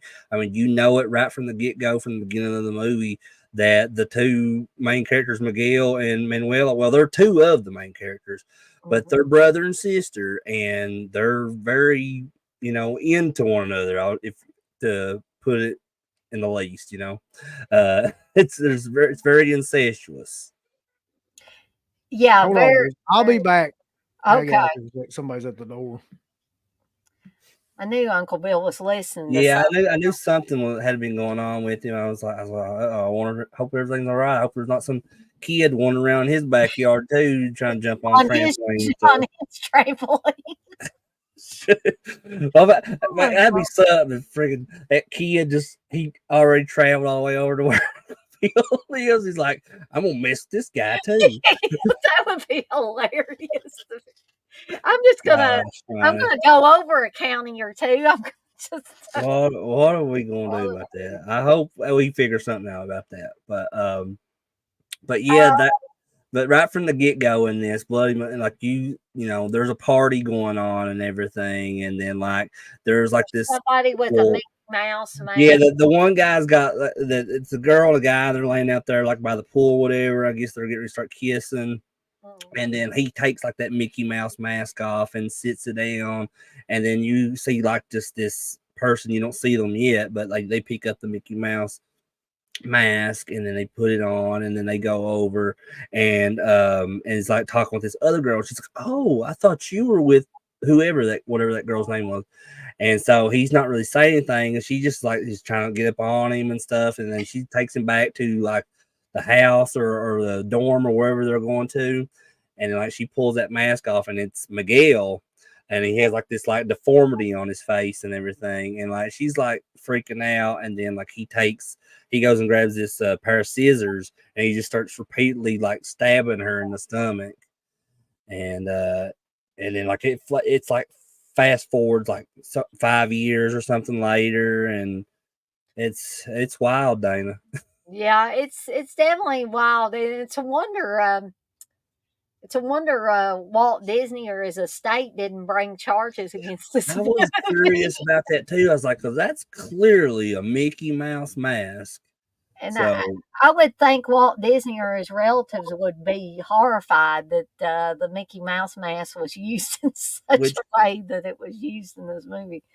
this movie was like, which I'm sure the same kind of laws apply over there and everything too, but I think this was like filmed in both Spain and Germany, if I'm not mistaken. I know it was some of it was in Spain. I do know Yeah, that. because that's like where it takes place, right? Because that's where they go to that school for Yeah, them teaching those people to speak Spanish. it's an odd thing though. All these girls from different countries are going here Just to learn how to speak to a Spanish. Spanish language school. Why? Why are they doing that? Yeah, I didn't understand that either, but I mean, I kind of looked over that. I was like, well, that don't make a whole lot of sense. But like, let's just see what happens here. Maybe there's a point to it. Which there's never a point to it. They don't never explain why that is. It's just they're just going to traveling to Spain to trying to learn how to speak Spanish. What's Uncle Bill doing there? Look at that big piece of. I knew a dog was coming. Oh, that's the other baby. It's Romeo. Hello, Romeo. What are you doing? They all love Uncle Bill. This I is a was big. looking behind me to see if my dogs was laying back behind me. They normally are, but apparently they're not there right now. So, My dogs ain't back here. They must be all with Steve or something. I don't know. In the bed but with Steve. you should definitely check this movie out, though, Uncle Bill, if you've never seen it. I've got it. It's just one that I've never watched. I've had it on Blu-ray. Yeah, I mean, like there's several 2 years things ago. about it that I do like. Now, out of these three that we're talking about tonight, this is my least favorite out of the three. But I'm not going to say that it's bad or anything because I didn't think it was bad. It's just like when I watch a foreign film like that for the first time, it takes me a few times to watch it to kind of get into it because even Dario Argento, who's one of my favorite directors, it's like when I first watched his films, I had to watch them a couple times to kind of like get it and really like see what I loved Yeah, about it. same. Yeah, I think Argento movies are something that you do that you got to let all that stuff sink in a Mhm. little bit. Because like it took me, I love Deep Red, but it took me a couple of at least 2 or 3 times before I got everything before everything sunk in because Argento's the master of what you see is not really what what you think you see is not really what you're seeing. And I Let me love ask you though, Dana, how many times did it take you watching Terror on Tour before you like love that one? I love that one just because it's entertaining. It's But bad, yes, I, but it's entertaining. how many I'm times still did it take you to like? Did you just watch it the first time and Oh instantly yeah, love I it? liked it. I blind bought this on VHS back in I think it was the Yahoo auction days. Does anybody remember Yahoo auctions? no. Kinda. I remember like Because they had them Yahoo a long time Messenger ago. and I don't know. Like I didn't. That's something I didn't really fool with a whole lot. Dana is Yahoo stuff. Like I always use like when I do like search engines, I'd use like Ask Jeeves or something. Yeah. Yeah. I haven't thought about that search engine in forever. Oh Cracker. yeah, it's been a long time. Remember a dog pile? That Yep, was one I used. I do remember that one. I don't remember that one. That was one that just didn't it, like gather like from different search engines or something like that. Like it could gather like all the I think so. Yeah. data from all of them or something like that and put it together. Yeah, but now I just use Google. Everybody Yeah, just I think Googles. everybody does nowadays. That's about it. Uh, John says, I never saw Yahoo auctions. I was on eBay early, though. See, I was a little bit of a late adopter to eBay, but the Yahoo auctions, it was easier to win because I don't think there was as many people on the Yahoo auctions. And I got a whole bunch of movies that way. Um, Um, I don't want to give anything away about the ending of this movie because mm, I'm sure Uncle Bill may eventually watch it, and some other people watching may have never seen it. But I think the ending of this may be my favorite thing about the whole movie. Um, it does have a very elaborate and I crazy. love exactly like as it ends and it goes right into credits. Like I'm like, wow, that was killer. That was the best part of the movie. Hmm. Hmm. Uh, what I want to know, well, I can't ask Uncle Bill's opinion, but I'll ask Chris's opinion on it. The teacher, though, all the girls seem to be in love with. Why? Why are they in love with this Was guy? it him or was it the other guy? His name was like Well, Antonio or they were in something. love with Antonio too, but they Cornholio? flirted with the No. teacher. They flirted with the teacher as well. So, um, Yeah, well, I guess they did because like, and there's like a part now. I don't really want to say nothing about it because it would give it away. But yeah, it's they did like him, but I thought a lot of those girls were kind of like focusing on that Antonio and he was just like sitting around hanging out with all them girls, and they're like, said yeah, he just was like a gigolo or something. yeah, it had to be something like that. Because all I guess all the girls were like taking turns, Because he was going patting on him a date around. with I don't know. like each one of them, like every night in that Yeah, movie. Like because like that one girl he went on a date with, and they went to that like disco club with them, and then like yeah. the next day, like that the main girl in this, I can't remember what her name was, but she, like she's supposed to go out with him or something, and then there's stuff that happens there, but I don't want to give it away. So this movie, though, I just wanted to mention this was banned in England. I'm trying to remember if that was one of the video nasties, and I can't remember. Um, but they refer to her as the luscious Olivia Pascal of Vanessa fame. I've never seen Vanessa, so I don't know. Yeah, that's her name. Yeah, I couldn't think of it, but like when I saw her name, it was so funny because when you see Miguel for the first time at the beginning of the movie, he looked like Pascal from Pet Cemetery, Oh, that's interesting. I didn't. and then I was like, and then I seen that name, and I was like, well, it sounds the same, but it's spelled differently. Her name, And I was like, well, that's weird because like that guy looks like like how Pascal looks in Pet Cemetery. Yeah. So I will say though, this has enough nudity and sex and gore to keep any of us in here like Yeah. interested. Now, us ladies are probably not going to be interested in if you are, that's okay. But we're probably not going to be interested in the nudity and the sex. But if you're a female gore hound, you're going to enjoy these kills because I certainly did. Yeah, I mean, like that one with the kid though. That really like took me. I was like, "What?" They Yeah, seriously put you're like that the in there? first time you see it, you're like, "What in the hell? Like, What did I just just see?" kind of think of it like this, Uncle Bill. Like, try to picture the kill of the kid on the bike in Toxic Avenger, and this kill that I'm talking about in Bloody Moon is like even more killer. God, is it better than the kill of the kid in Maximum Overdrive? Oh, I was going to bring No, that no, up. that one's pretty Steamroller. awesome. Yeah, that's pretty Yeah, tough to beat. steamroller, whatever, like runs him The head just Yeah, That's up there for me. Like, uh, yeah, that's a good one. we need to do a tier list of like kid kills in horror films. Yeah, that would be awesome. You need to talk to Wes about doing that. I'm gonna do one of those tier shows again. But is there anything else, Chris, you want to bring up about Bloody Moon before we rate it? No, really. I mean, I think we've said enough that we can without giving it away. Because, like I said, I really want Uncle Bill to watch this movie, and I want to know his thoughts about it afterwards. And I cannot show y'all the slipcover that came with this. It's not a really good slipcover, but it Yeah, shows it's an awesome shows some cover. it shows some boobies on the slipcover, so I can't show Oh, that. that's not the one I'm thinking of, but that's still awesome. Well, actually the inner one, I can show that. That's this one. Yeah, that's the one I was thinking of. I was like, that's a really cool cover to me. But the slipcover has the girl that gets the knife through her breast. And I think she ends up in the closet. Oh, yeah, I forgot about that. That's a crazy kill too. Yeah. Yeah. So can't show that, but I'll go ahead and I'll get to the rating, and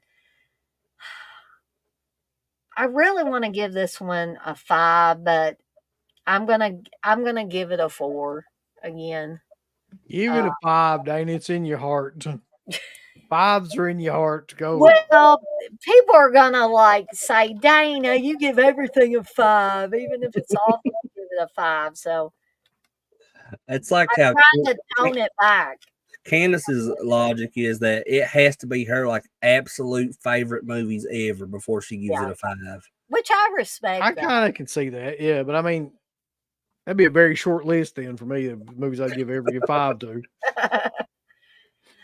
Okay, so Chris, what would you give this one? Now, I would give this a 4 as well, just not based off the story or anything. The story is kind of slow and it's kind of boring at times. Kind of weak.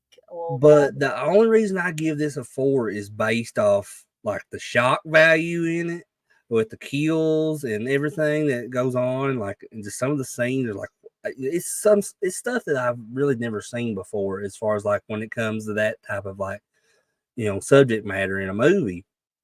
But I think that's I actually liked it. I'd watch it again in a heartbeat because it's it's just something that I'm interested in. That some people like that have the balls to to say to put that in a movie. Right. That kid, I'm telling you, I gotta know what Uncle Bill's thoughts are on that kid that gets run over.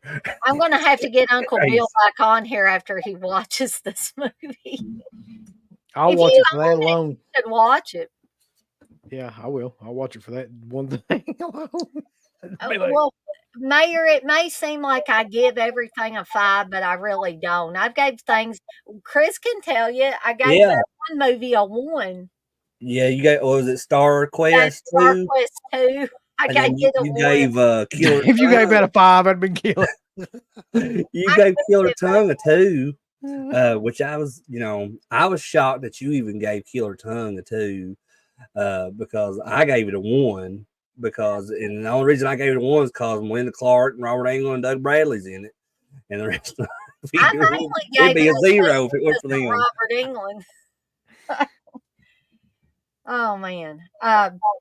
So here's the coup de grace of all of them. What everybody's been waiting for. Dog's biting the piss out of me. Oh my gosh. Blowout. Brian De Palma film. Yeah, and I've seen several Brian De Palma's films, but somehow this one always escaped me. Carrie is definitely probably my favorite, and then Yeah. I'm not sure what my second. I know Mission Impossible is up there for me. I really Dress liked to that Kill. first one. Yeah, I was going to say Dress to Kill. And This yeah, one, Body Double, and those are Body all really Double. good Yeah. ones. Scarface. I mean, he's got a bunch Yeah. of. Yeah, I've never seen Scarface Mm. or the Untouchables. You need to see Scarface, Chris. If at Yeah, all possible. and I knew that Uncle Bill was probably gonna make that face because every Well, time somebody you I've have never seen Razor Ramon in WWF, so you basically seen Scarface. Yeah, that's what everybody It's tells the whole me. thing, same thing. That's so funny. If I just went my whole life not even knowing what Scarface was, I was like, man, Razor Ramon was such an original character. Yes, he really put a lot of effort in that game. He lifted it completely. Blowout is one of the best films I've ever seen, honestly. Like from start to finish. Like, and it's not just because like the actors are great, which they are. It's mostly because of the camera work and the cinematography in this movie. Yep. And it's crazy, man. Like even the title scene where the title comes on and it's like crashing, and sound and the words come together. Yeah. It's just he thought about everything, like down to the last like minute little detail about what he was going to put in this film, and it shows because you constantly see things in it. What do y'all both think about? Like, I think it was at the beginning. It starts out, and you're almost unsure what you're watching, and it turns out to be killer. I'd watch that film. I'd watch that film in a heartbeat. Yeah, because when I first watched it, like I said, this is the first time I watched it this past week, and then when that starts coming on, I'm like, and it's like like I have a slasher movie. Yeah. And because you're seeing like the perspective of the killer. And I'm like, man, I was thinking Dana's find some killer movies, because I had never even heard of this movie before, and I was thought that was going to be the movie. Yeah, I thought it was I liked it from that, and I was like, well, this is going to be killer, and because it's right up my alley. And then like when it cuts out of that, and you realize it's just a film that they're making, and John Travolta's like this sound guy, and his buddy he's working with are like doing the sound on this movie, and like that scream, like that was a part, like right at the end of that scene when it cuts to them, like it shows the girl in the shower and she screams, she's like, I thought that was hilarious. But the whole thing up to that is basically just a parody of like every slasher film, because like it goes like, so it starts with the guy outside the window, like the killer from a point of view shot, like like in Halloween, he kills a cop, then he's looking in the windows, there's like a couple having sex, there's a couple of girls dancing around like halfway nude, then he goes in and like there's a girl like randomly like masturbating in one room, and then there's a bunch of girls coming out of the shower. And it's just like every like cliche thing you can imagine from like a slasher film happens in like the span of 5 minutes, and then goes into the shower part, and you see the killer in the mirror or whatever, and he's like Stephen King. And it's just great the way they do that. Like you said, it cuts to like what's actually going on, which is Travolta doing the sound. And he hates doing the sound for these horror movies. He wants to go on to bigger and better things, of course. But watching him do the process of all that in this movie, it really got me interested. Yeah, I was like, I said, I would love doing that. I think, how he was just like, because right after that, he's going getting all these sounds for that sound guy for their movie and stuff, and because he's trying to tell him to get like a different screen for that girl, and then and he needs like different wind and all this stuff. So that's when he goes onto that bridge, and that's where the movie kind of takes off. And I'm like, as he's like recording all the sound and how he's doing it, I'm like, man, that seems like that'd be really cool to do. Mm-hmm. Yeah, I mean, and that was such a great setup for that scene too. It's basically like that scene, it carries through the entire movie. Like Yeah. they show it all the way throughout the entire movie. I love that And about it. yeah, and it's just a scene of a car crashing into a lake, and then or it's not a lake, it's like a quarry or something like that. And then Yeah. John Travolta like dives in and saves the girl who's in it, which is Nancy Allen. And Nancy Allen, by the way, how good is she in this damn movie? Because she's like, she doesn't talk like that at all. Like I'm thinking of her in like RoboCop, and like then you watch her in this, and it's like a completely different person. Yeah, and that's what I really noticed, first off about her character too, is because, and we were talking about that the other day, I think, Dana, with TJ, because I think, didn't TJ say that you initially didn't like her acting in I this? like her acting better in Dress to Kill Mm-hmm. than I do in this one. I realize that she's doing this kind of ditzy, kind of drugged out, spaced out type of character, and it works on that level. It's just I got tired of watching her all through the That's just how movie. them. That's her character, Dana. What the fuck? That's That's just the how whole they point. was. But people talk about her character in Dress to Kill as awful. I'm saying, how can you say her character in Dress to Kill is awful? I don't think when her character in Dress to Kill is awful, but I also don't think it's as memorable as her character in this. Like, there's something Well, about it's definitely memorable. It's just that ditzy aspect of her personality is like, I think, is what's really appealing, because I was explaining that to Dana the other night, like it's kind of like that's just kind of how some people were that were in that profession, if you want to call it that.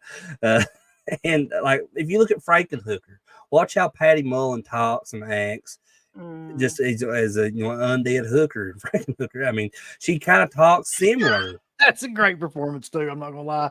That might be like top performances too. What's such a different movie though, Frankenhooker? Mayor says, isn't the car crash based on one of the Kennedys that crashed off the bridge? Are you talking about Chappaquiddick? Ted Kennedy. Yeah. I'll I tell didn't you realize this though. that. There's a scene where he's doing the sound thing right before the bridge, or not, yeah, right before the car comes off the bridge or whatever, where there's a shot, and he calls it something. De Palma calls it a certain type of shot, but I can't remember what he said. Where it's like Travolta is getting like an owl on the thing, and it shows the owl like kind of like superimposed side by side with what Travolta's doing, and they do this shot a couple times. Yeah, in this I love movie. that shot. It's a great.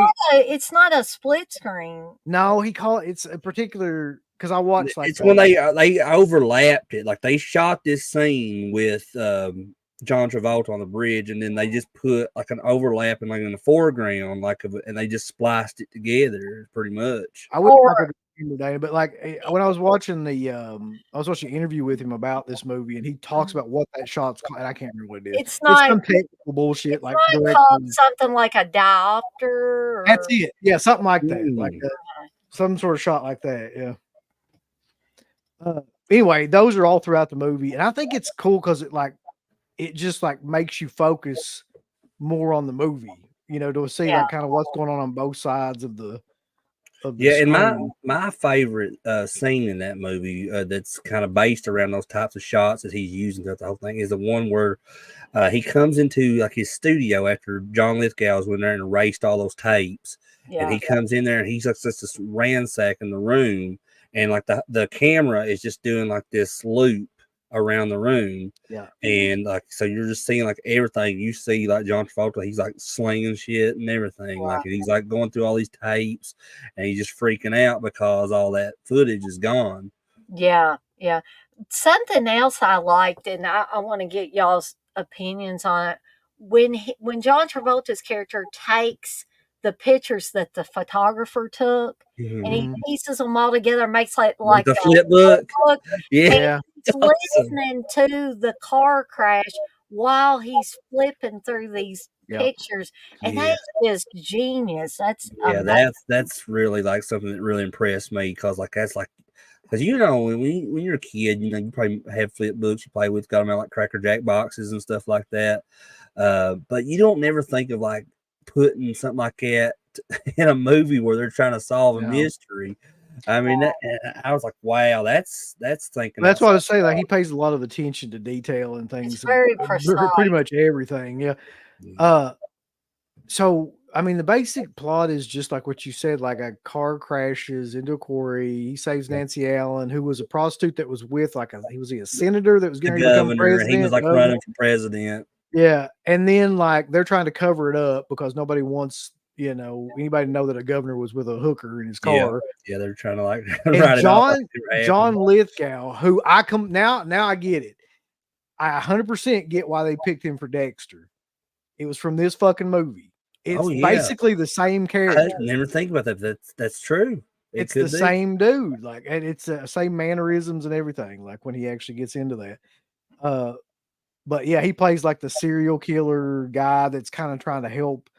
I don't remember who it was. Like one of the politicians, like who I wanted him didn't out ever of the. really see him as a serial killer though. Like I Well, he just thought he was becomes just one because he's yeah. trying to like make a cover story for Because like him I killing just on. seen it as like because that first time you see him, well, it's not the first time, but it's the first time when he's stalking who he thinks he's stalking after Nancy Allen, but then like he like grabs this girl who's dressed very similar, and it's like they roll down this hill out this like door on that under that bridge, Yeah. and he starts killing her, and then when he like turns it over, he realizes it's not Nancy Allen, it's some other chick.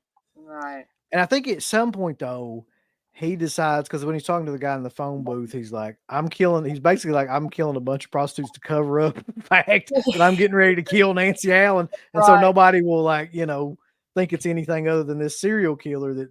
So Yeah, they name him some sort of serial killer, but nobody like it's not his real purpose. Like his real purpose is just to cover up right. like what's actually his plan. Um, Uh, Mayor, to answer your question, I do have the Criterion 4K of Blowout. Um, I'm and probably going to have to pick that up now because if I yeah, it ever looks like a amazing. movie, if I ever like a movie really that good enough, which I buy a lot of stuff that I kind of blindly go into but that's mostly just like horror movies yeah. but it's outside the horror genre. Anything that I'm like, I'll only buy on physical media if I like truly love it. I know I'm going to watch it a bunch of times over and over. Yeah. Yeah, I'm definitely. I don't have this on 4K, but I'm definitely gonna buy it. This is a movie that has so many layers. You could watch it. It Yeah, does. I mean, there's it's there's a bunch of different stories within it too, like the whole thing with uh Dennis Franz and all that too, like where he's the photographer and yada yada yada. And you got the other part with him, trying to cover the death up. Then you got the Lithgow story. Then you got the story with Nancy Allen, John Travolta. Um, but I mean, there's a million great scenes in this well, movie. and speaking of like those different stories going throughout the movie, then there's like a flashback story when he's like sitting there with Oh yeah, telling about how he was, he used to be a cop pretty much, and they had to wire this guy, and he ended up getting that guy killed because like something yeah. to do with like his battery to the wire was burning the hole in the guy's stomach, Yeah. and yeah, it's just so much stuff going on, but it's every bit of it's killer. Like, Yep. from just the very beginning to the very end. I mean, there's nothing about this movie that I disliked. So there's a sequence in this movie that's one of the best suspense sequences I've ever seen, and it's the one where he wires up Nancy Allen, and It's she's Yeah. going through the subway, and she's meeting up with who she thinks is like that's another part of the story too. Like Yeah. there's a news reporter that wants like he knows like he's got the real footage of what happened, and he wants to get it from Travolta. And so like she thinks that she's meeting up with Travolta, but it turns out like it's Lithgow who like rigged the phone system in their house or whatever. And so like that whole sequence of him following her around and like what's going to happen, and he And it's putting the going gloves back and on and forth like between John Travolta trying to get to her to save her. yeah, and him like trying to figure out because all he can do is hear, like he can't Yeah. see where she's at, but he can hear right. like anything they say, and like he hears eventually like where they're at and can get to it and things like that. But that whole sequence is just Yeah, and then that's leading up to the very end of the movie, and I mean, the end of this movie is something else, man. I mean, I don't want to give anything away, but no, like I don't that want scene that Uncle Bill's talking about, that is the most suspenseful seeing the movie. And it's hard to get me in this situation where I feel like I got a knot in my stomach. I'm so nervous what's going to happen in the movie. But this movie did that in that very sequence. Like I'm like, oh shit, what's going to happen? What is he going to get there in time? Like it's insane. And I absolutely love this movie. I'm so glad that Dana said she was going to do it, and I was like, Yeah. well, I don't know what this movie is, but I'll check it out. Gosh, amazing. Yeah, it Well, blows you away.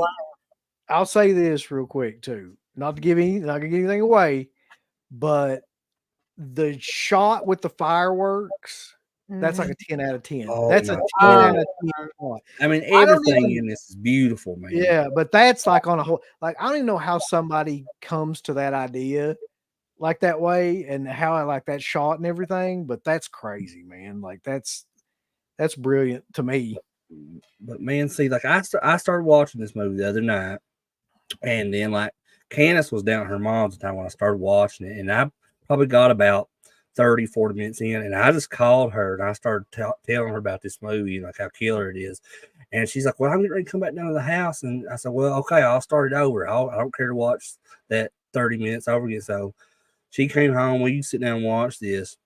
And seriously, and we both agreed this is one of the best movies that we both like love. Because me and Ken sometimes we don't agree all the time on when it comes to films. He likes things about stuff that I don't and all that. But this is one that we 100% agreed on. Like this is an amazing film. Like, and I was like, how we never seen this before? We're both John Travolta fans, and I was like, oh, we never watched it. It's crazy. Like, both him and Nancy Allen are in this when they were like they had a relationship in Carrie as well, which is another Brian De Palma film. Yeah. I guess that he just was just friends with them. Well, I know he was married to Nancy Allen, but I didn't know if it was just like, he was friends with John Travolta and he got him for, another one of his films or how that works. But yeah, absolutely. Check it out if you've never seen it. Yeah, you're missing out if you haven't seen Blowout. Um, and this is one that Steve doesn't talk a lot about. Not to bring Steve up again, but it's like he doesn't act like he likes this one like I do, or like This all movie is three of us. Well, of course he doesn't. He ain't got no Koreans in it and like great like he's not gonna put it over. He's gonna I no don't sell it see like how the damn anybody Ultimate can watch Warrior. this and say, well, that's not a very good movie. Steve no sells everything except like Asian extreme movies. That's what If it ain't got Jim Kelly in it, then he ain't watching it. Jim Kelly. They should have just thrown Jim Kelly into this movie. Anyway, I give it a 5. If I could give it a 6, I would. If there's anything higher than a 5, like I would give it Yeah, I'm the same way. Yeah, so we all three of us give it a 5 deadites out of 5. Absolutely. And it would be off the scale if the scale was any higher. That's how good of a film it is. Did you all notice all like the different horror film posters that was in that studio throughout the film? Like, so a you lot had of like Without Warning and Food of the Gods and the Boogeyman, and there's a bunch. Yeah, of I enjoyed seeing all those, like picking all those out. Yeah, that was so cool. I love that. I'm telling you, Brian De Palma's a master. Well, yeah, I mean, he had a run there where he was not. I mean, he made 5 or 6 classic films in a row. Well, I mean, later on, he had some ones that were kind of sketchy, but because I did that My Dinner with De Palma, where I talked about pretty much all of his stuff. I didn't realize until here recently that he was the one that did Scarface. Yeah. So that gives me even more like of a reason to watch Scarface now, because I've never watched a Brian De Palma film that I didn't like. Every one of them, I've absolutely loved every one of his movies I've ever seen. I'll tell you the truth though, I like Scarface, but I think I like Blowout better than Scarface. Like Scarface is to beat, man. This is a great movie. Scarface is crazy and like great. It's a completely different type of movie. This I said this is my second favorite Brian De Palma film now. Like Carrie's still my first. I love absolute Carrie. That was another one that I hadn't seen for long until I got with Candace. I don't know how I always avoided Carrie, but wow, yeah. gosh. I know my dad ruined the end of Carrie for me because at that point I had not read the Stephen King novel or anything, which is pretty much different. De Palma took the source material and made it his own. He made a great movie, but he took the source material and made some of it his own. He changed a lot of the stuff around. But anyway, I remember the first time I watched Carrie. And my dad comes walking through at the end and he said, "She kills her mother." I said, "Dad, That don't killer. do He's that." just like ruined the whole thing. Listen, I did that same thing years ago to my brother. I was probably just about maybe 10, 11 years old when the movie came out, and we rented it from a video store at Prestonburg called Superstar Video. That's the place to And go. the movie was Armageddon with Bruce Willis. And so, like, me, mom, and dad had watched it like the night before, and then I took it over to my brother's house next door, and we was gonna let him borrow to watch it. And and I apologize to anybody ahead of time if you've never seen Armageddon, but I'm about to spoil something. I think everybody's Um, seen it. But I handed that tape to my brother, and he has not let me live this down to this very day. I went and handed that tape to him, and I said, "Man, I can't believe Bruce Willis died." I bet he was about to kill you. Buddy, my brother was mad as hell, and he was like, "I don't want to watch it now." And he never lets me live it down. He never will. Um, Mayor's recommending Sisters, which is I know me and Uncle Bill have talked about Sisters before. That one's fantastic too. You need to see that one too, Chris.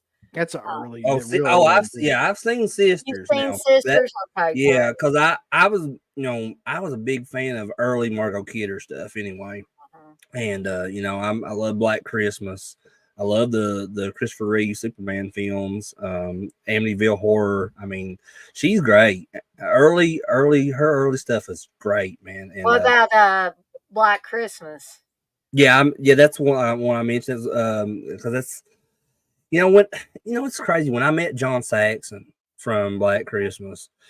It is the first and only time I ever met him, and most people, I don't know what made me do this because I was, I like Nightmare on Elm Street over Black Christmas. And I noticed a lot of people were going up and meeting him and getting Nightmare on Elm Street stuff signed by him. But I got a Black Christmas 8x10, the one where he's like on the phone. Oh, and I got him to sign that. And then, Candace was dating me. We were dating at the time. We were at that show, and she's like, "Why didn't you get something signed by Nightmare on Elm Street?" I was like, "Hey, I'll see him at another show later on. I'll get him something on then." Then, right after that, he died. So, I knew you were going to say that. I was like, "Hey, God." Yeah, I never got a chance to meet John Saxon. I would have liked to. I'm sorry, but I was laughing at that comment Wes put in there. He says, or she was had a hard time giving her dentures. That Wes, man, that's disrespectful to the memory of Margot Kidder. Come on. But that's how she looked when I met her. I met her at one of the very first conventions I went to. It was a convention called AdventureCon in Pigeon Forge, Tennessee, and they had a weird guest lineup. Kane Hodder was there, Margot Kidder, Ari Langman. I think Kane Hodder has multiple he's in alternate universes where he has different Kane Hodder's at different conventions Kane all the time. Was at that last Horror Hound. Yeah, he's like at everything anymore. Kane Hodder's on. He's always been like that though. Because when I first started going that first year conventions, I was going to a convention almost every other week because I could afford to back then. But in almost every single show I went to, Kane Hodder was a guest. Yeah. And I mean, he knew who I was for the longest time because I was going up and meeting and getting him to sign something different almost every show I saw him at. And he always knew who I was there for the longest time because I remember he was at a Scarefest one year. I think it was in 2010. I had went and bought a house shirt off of T-Shirt Joe, and I took it down and I gave it to Kane Hodder, and he didn't even charge me. He just gave me a free autograph, which his autograph at the time was $20. So I saved $10 by just getting that shirt off Joe and taking it to him. Yeah, I think even when I met Kane Hodder at that first Scare Fest I went to, I know probably Uncle Bill remembers this because I brought my cousin Heather with me, and she got to meet the guys at that time. You remember that Yeah. in '09? Oh Mhm. yeah. But back That what I said, 09, 'cause that's I met impressive. Margot Kidder at that show though, like, and that's what she looked like. Like how Wes was describing her. Yeah. That's because she was very old at the time. Because this was probably just a couple years before she passed. Because I think like the next year she did like a show. I think it was Friday Night Film Fest in Louisville, and they had her like set up in some like hotel room or something signing autographs. Oh, I can't wow. Yeah, I can't remember. It was an odd setup because I think she was like a last minute addition to that show or something. Well, the weirdest place they ever had one of those Fright Night shows was at that old J.C. Penney With the store. raccoon, yeah. Yeah, I didn't. There's a whole group on Facebook dedicated making fun of that convention where they had that old abandoned mall or whatever it was because there's like pictures out there on that group of like before they had the convention. Somebody went and took pictures from the inside through from standing outside the building, Uh, and there was a picture of this of a raccoon like laying in the middle of the floor dead, and it's so odd. I think the last time they did one of those Fandom Fest shows was in that. But I know Matthew Lillard was there at that one, and it's crazy because I see him at conventions now, Matthew Lillard, and he's always got a line a mile long, and it I it did. does. I didn't even go into that one. I got a ticket so Steve could get Sonny Chiva's autograph and meet him. Oh, okay. So he was at that show. And we just lost Uncle Bill. I don't know what happened there, but Yeah, something bad must be going on. I hope he figures everything out. Everything's all right. But yeah, like it that I didn't go to that show, but I just remember people talking about it because like there was like some kind of issue where they was originally supposed to have it like the Expo Center or something there in Louisville, and something like then they lost the rights to using it or something, and they had to switch, and so they had to find like a last minute venue.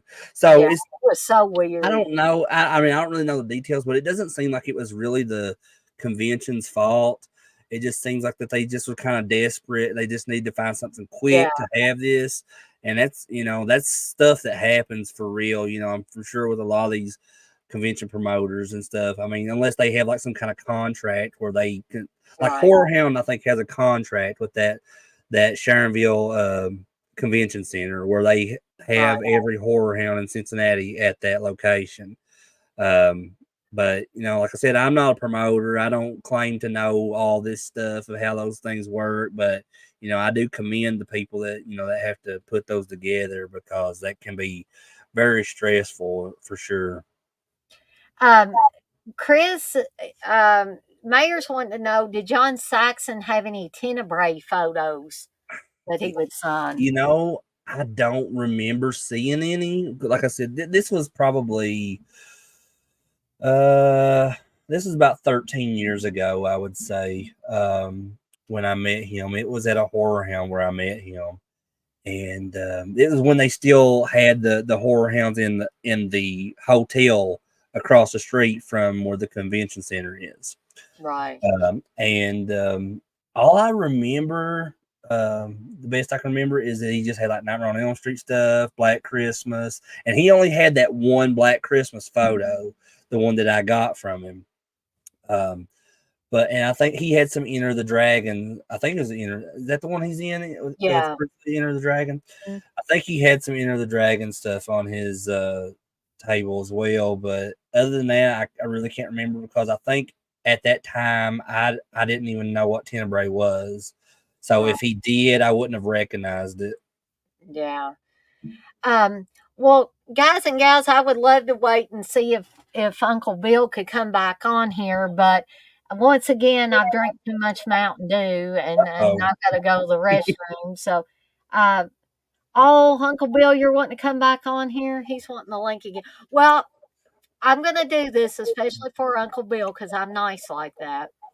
Um, or I try to be If you have more to talk about, Dana, I mean, we can wait on you if you need to go to the restroom or something. Well, I think what I'll do is I'll add Uncle Bill if he hurries up and gets his butt back on here so I can add him from backstage, and then I'll let you guys talk a little bit, and there he Yeah, is. you gotta do what you gotta do, Dana. I mean, What the hell's going on with you, Uncle Bill?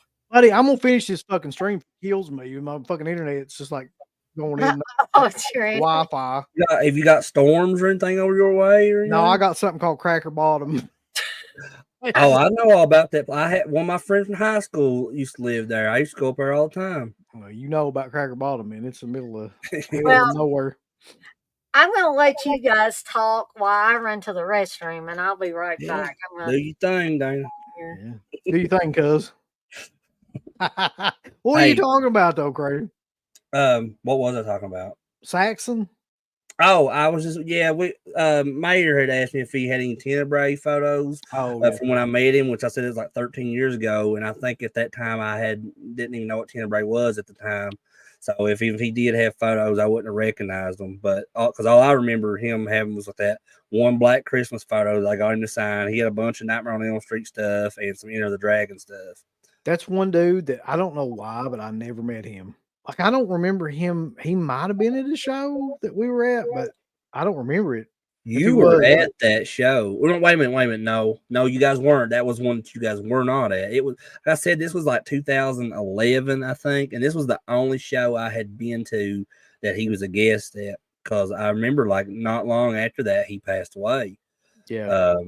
And I guess I'd always heard too that he either didn't remember like his movies, or he would like act like he didn't remember. I don't know which one it was, but it's funny when I met him, and I'll never forget this. Candace and me, we always laugh about this too, because it was kind of a weird interaction I had with him, because when I started talking to him, I was talking to him about the movies he's in, and then like he didn't really even acknowledge what I was just talking about his movie. He's just like, as soon as I stopped talking, he just says, "So, what do you do for a living?" And I just was kind of froze, because at the time I wasn't working. I was just living with mom and everything. And she would give me money because I didn't, if I needed it or for whatever. But I didn't know what to say. I was like, I don't want to tell them I don't work or nothing. I just kind of froze. Like, I'm kind of between jobs right now, man. And then afterwards, like after we met him and everything, canceled me, walked away, and she's like, "You should have told him you worked in like a peanut factory or something." I mean, you could have told him anything, yeah. Yeah, I said, well, that's true. I said, I'm just the type of person when I meet people that I admire, I don't like to lie to them. You could have been like, I'm a bodyguard for rappers. It's so funny. It's like, yeah, Eminem, I'm his bodyguard. Yeah. Make up anything. That's such an odd question for somebody to ask just out of the blue, too. So anyway, what do you do? I did not have diarrhea, Wes. I had But if she had diarrhea, that was the fastest diarrhea session ever. It fell out like potting soil balls. Just hit the toilet. She came back. I go away and Wes starts talking bad about me. That's what he does. That's his game. I know it. But anyway, what's the next series of films you're doing, Dana? Have you picked some off the shelf yet in chronological or alphabetical order? Well, you know what? I can do it right now because all I'm doing is picking the next few horror movies on. Have your schedule made up for next week yet, do you? No, I'll probably do that Sunday. For the next. Her and Candace do that show now on Fridays called Friday Foolish. Yeah, and they do it like during when I'm at work, but they just so happen to do it when I have my lunch, so I get to come on there and we talked about records and stuff, like all the stuff, record collection we had past couple of weeks. And that's really fun. I've got a pretty good record collection because Dad passed away and everything left me all that. His vinyl, which he collected forever, but it's hard to get that shit because it's all in like a giant like vinyl crate. Yeah, over there in storage. I think Candace was, I can't remember what, you was on one of these streams with Dana, and I think Candace was in there too.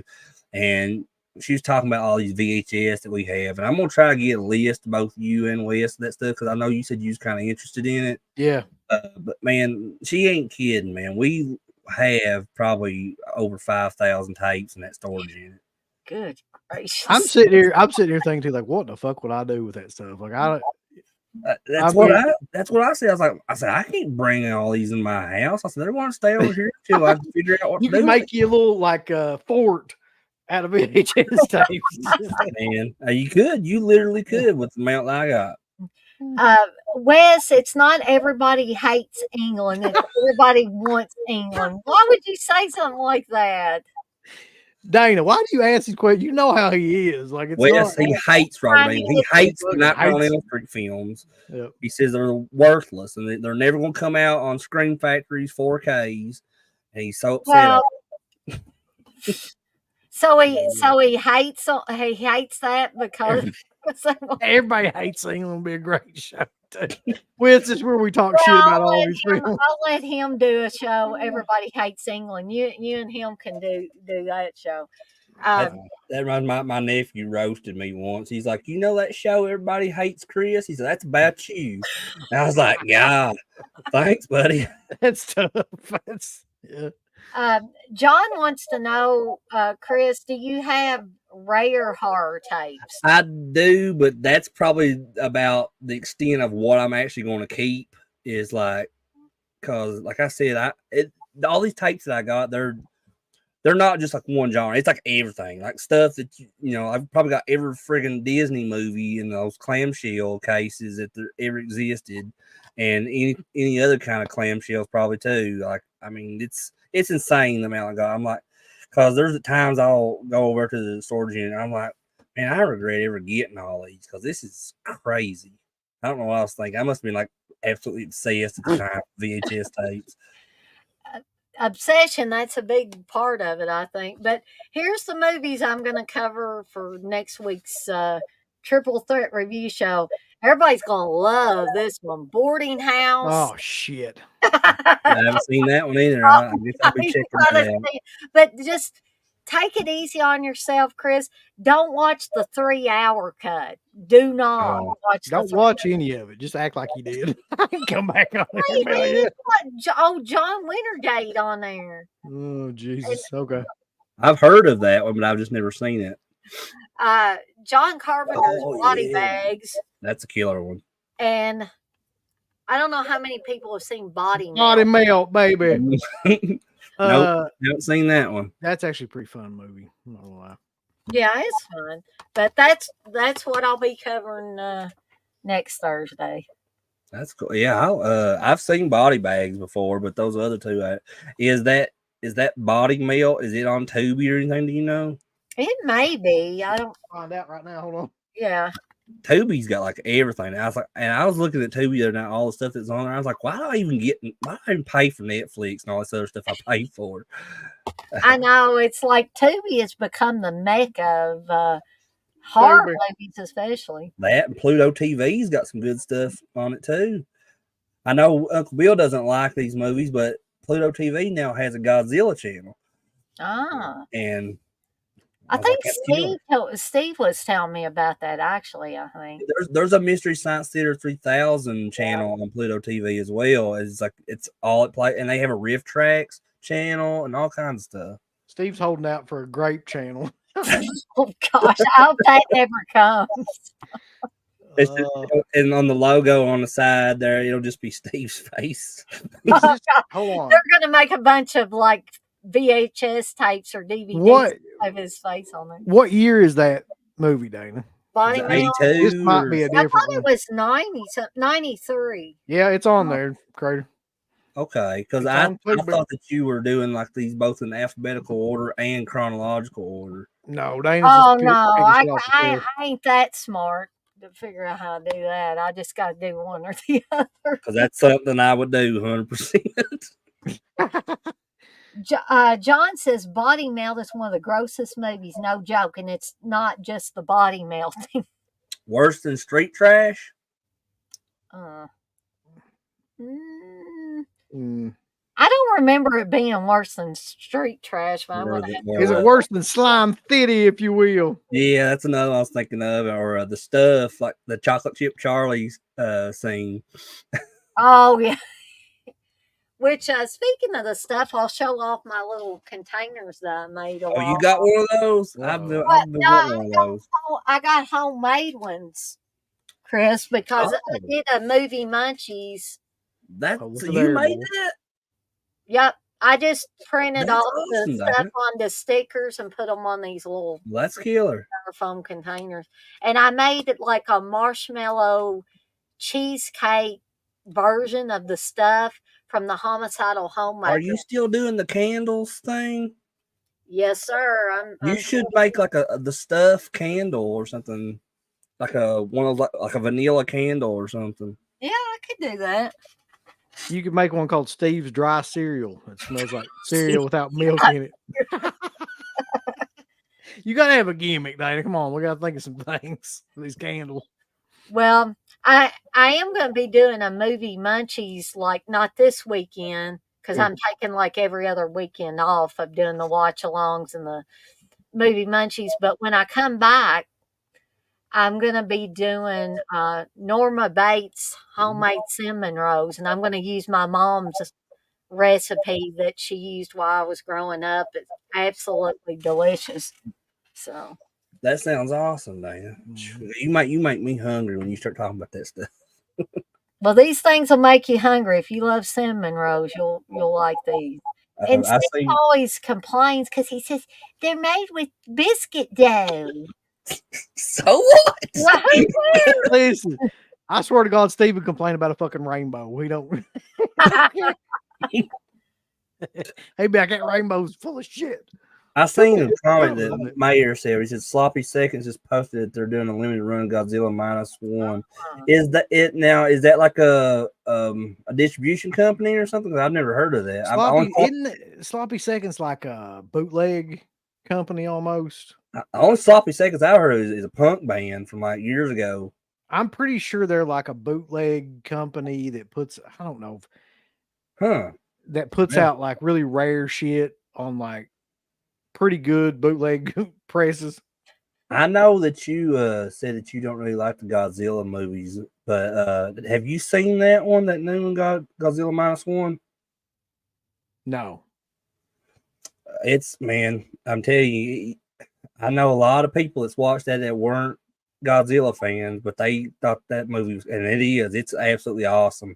I mean, I will definitely get around to watching it at some point because everybody in the world's talked that up. But Yeah, I just, like I said, I just not a my brother, who doesn't like that stuff at all, like he went with my nephew because my nephew was wanting to see it. He went with it, and he's like, "Man, that was like one of the best movies I've seen in years."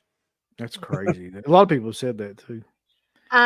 Wes, it's my damn channel. I can take out however many weekends off I want to, and I didn't say I was taking every weekend off. Just every weekend. Why do you entertain this, Dana? You know how he is. You don't Because feed I into just it. I like yanking his chain as much as he likes yanking mine. Listen, I got Don't bother me. fucking Wes on here just starting shit. I gotta get off here though, Dana, because Okay. I gotta go there and take care of the kids and act like I'm a father for a while. So, well, you better give some attention to Savannah too. She's gonna get mad at you. oh shit, Dana. I'm a woman. I know things like this. If you don't give your woman attention, there's gonna be hell to pay. She's in there knitting a sweater. She's fine. Knitting a sweater. Is she knitting it for you? She'll live without the Uncle Bill sex appeal. That's right. That needs to be the next T-shirt. That Uncle Bill sex appeal. Oh, but anyway, well, it's been great. I appreciate you coming on, About, Uncle Bill. two of the best films of all time for completely different reasons. Yeah, man, it's killer talking to you now. I haven't talked to you in a long time, so it's good to talk to you guys. And I will see. I don't know when the hell I'll see you again, but it'll probably be soon. I don't know about body melt and all that shit, Dana, but maybe we'll see. You gotta come on here and talk about Boarding House. Look, I ain't watching Boarding House again. I don't give a damn. Nobody can make me watch that. It'd be called Waterboarding House to get me to watch that shit again. But anyway, bye. We'll see you later. See you, man. A new show for me, Mayor. You say Wes and Dana Yank and Change. That's a good one. If I could get Y'all could just kind of like bicker back and forth like the Odd Couple or something, That'd be a good one. good at that. Um, Candace says Dana needs to make Chicken Charlie sloppy joes and do a next movie watch Oh along. my god, I Oh would yeah, love that it. would be cool. Cause and if anybody's Cheech and Chong fans, like like what the whole Chicken Charlie thing is, because it's Edie McClurg's character in next movie, and what is it? His name? It's like it's Cheech playing him, but it's like his cousin named Red, and they like go over their house and everything, and like he does that joke where like he like wads up his jacket or his shirt or something. He's like the whole "ain't that a peach" joke, which I don't want to give that whole thing away because like you just gotta watch it. It's so hilarious. And then like afterwards they like go to this like comedy club or something, and they just take over the stage.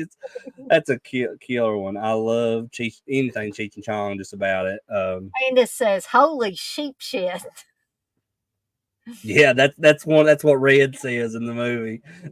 How because we always quote that, me and her and her brother CJ. We see something like we go, "Holy sheep shit!" Well, guys and gals, I have had so much fun with Chris and Uncle Bill Yeah, and all love of you this. guys in chat. We've had a lot of people in here interacting in the chat and all that. And Wes, by the way, I love you like a brother. So, I just carry on with Even Wes. though you really want to like throw him off like Mankind from Hell in a Cell sometimes. Well, I think it was me and Blissful that have had these conversations about, and I don't think she would mind me saying this. She says Wes is like the little brother that drives you crazy that He's comes. Dennis the Menace. He's West Vance the Menace. Thank you, Candace. Candace says awesome live tonight. But again, I want to thank Chris and Uncle Bill if he goes back and watches this on the replay. I just want to make sure I thank both of them for being on here with me. It always, I know I say this a lot, but it always makes things more enjoyable if I have at least one. If we have multiple people, it's fantastic. Yeah, But if I have at least one person that I can interact with, bounce things off of. It's just so much more fun. I just feel like if I didn't have a bad day today really, but sometimes if I do have a bad day and I get on here and do streams, that's why I do stream sometimes when I'm not feeling my best. mm, Because if I get on here, and I think Chris has talked about this too, because he didn't feel so hot one night, but he still came on my stream and he told me that he felt better. I did. It's very therapeutic in a way for me, at least. Like, because I tell you, like some of the best friends I've ever made is like you and Steve and the Dead Pit guys and everybody that I've met like through these conventions and stuff. I've made some of the best lifelong friends that I can have. You know, better friends that I've ever had in my area or any that I grew up with going to school. Like, because we all connect in different ways on different levels, and one way or another. But and some of my favorite moments at those conventions is like the conversations like our friend group has had and just stuff, like we went out to eat and stuff like that.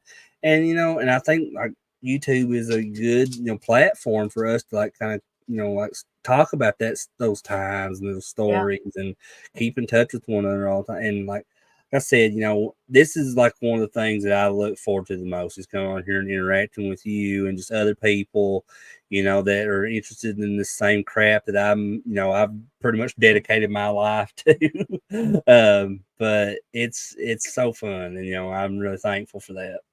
Mhm. And I am too. I mean, y'all keep me like, even though we talk about some crazy stuff on here and crazy stuff we've done, crazy stuff we've experienced, just like Chris and Candace and the trampoline kid, but it all is fun to get on here and just talk about it with other people. Um, why are you asking about chapstick? Cause he's saying we're kissing his ass.